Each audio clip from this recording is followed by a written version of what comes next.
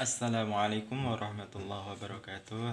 Alhamdulillah, teman-teman semua, apa kabar? Pada sehat ya? Semoga pada sehat, pada rezekinya banyak, terus pada kreatif lah. Kalau lagi covid gini mak, orang harus kudu kreatif. Kalau nggak kreatif, bingung mau kerja apa.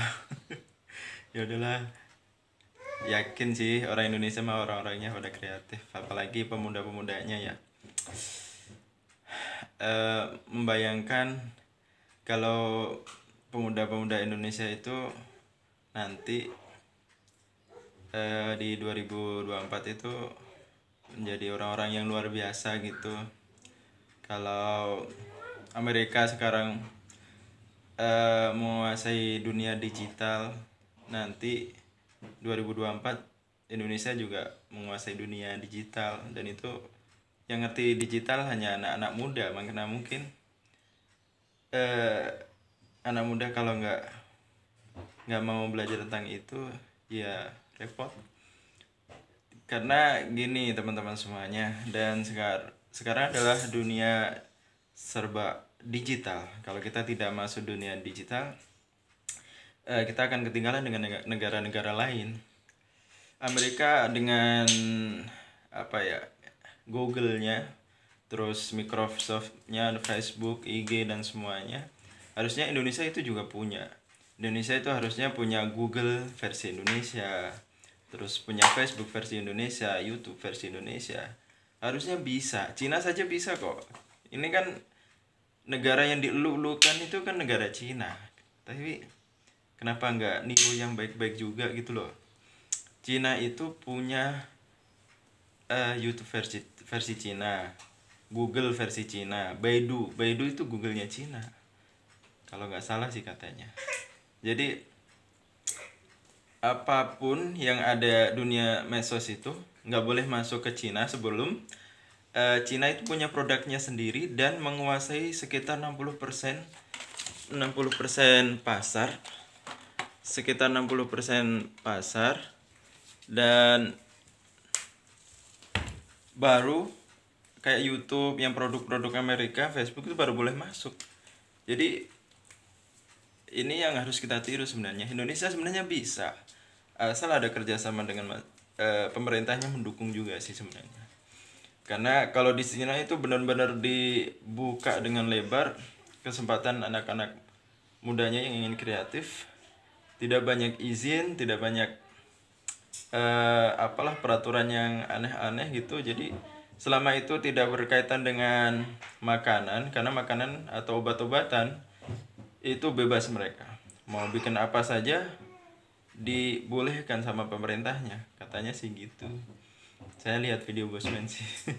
Dan gitulah teman-teman semuanya. Jadi kita harus menjadi orang-orang yang kreatif. Jadi apa saja, apa yang bisa kita lakukan gitu aja sebisanya. Sekarang baru bisa bikin video di Instagram, di Facebook, di YouTube, ya udah bikin itu dulu.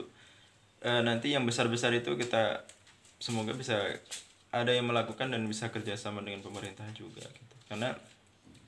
Karena anak-anak mudanya ini nggak bisa kreatif, pasti deh ketinggalan dengan negara-negara lain. Karena negara lain apalagi ini nih kayak 5G itu punya siapa sih?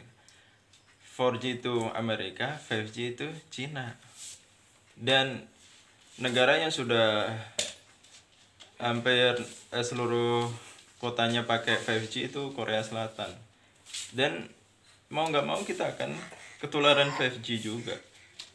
Dan gimana ceritanya bisa apa dede Cina bisa punya 5G, 4G dari Amerika itu diduplikat terus diperbarui, akhirnya jadi 5G. Dan gitulah caranya Cina mengembangkan SDM-nya.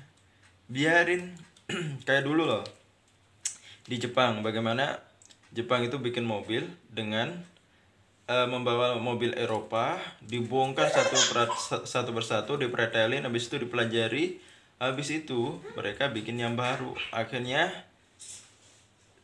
lihat kan mobil-mobil Jepang sekarang menguasai pasar dunia. Iya. Jadi seperti itu. Cina juga pengen seperti itu, dan emang sekarang rata-rata produk elektronik Cina. Dulu kan kita 2010-an gitu, produk Cina apa itu, gampang rusak. Sekarang semuanya itu dibuat di Cina, orang-orang Cina yang buat. Mau Samsung, apalagi yang bagus-bagus itu rata-rata di Cina semua. Jadi yang kita tiru yang bagus-bagusnya itu juga lah. Jangan komunisnya yang kita tiru gitu. Yang bagus-bagusnya itu kita tiru. Semoga nanti kedepannya kita bisa menjadi negara yang berdaulat gitu, nggak negara yang misalnya ngutang mulu ya. Ini sih ngoceh doang sih, mau ngutang terus juga terserah sih. Ini ngocehan apa ya, ngocehan asal ya, nggak usah di ini. Gini ya teman-teman semuanya, kita anak muda harus bisa nanti bisa memegang amanah estafet kepemimpinan di negeri ini, karena kitalah yang akan menjadi pengganti orang-orang yang sekarang gitu ya. Kita belajarlah yang sungguh-sungguh, apapun yang bisa kita lakukan. Jangan sampai kita nggak ngapa-ngapain, apalagi yang diurusin cuma cinta-cinta doang lah. Ya cinta juga penting, cuma kalau hidup isinya cuma cinta, apalagi cinta monyet, ya kasihanlah masa depan kita semua, karena kita hidup bukan untuk diri kita sendiri.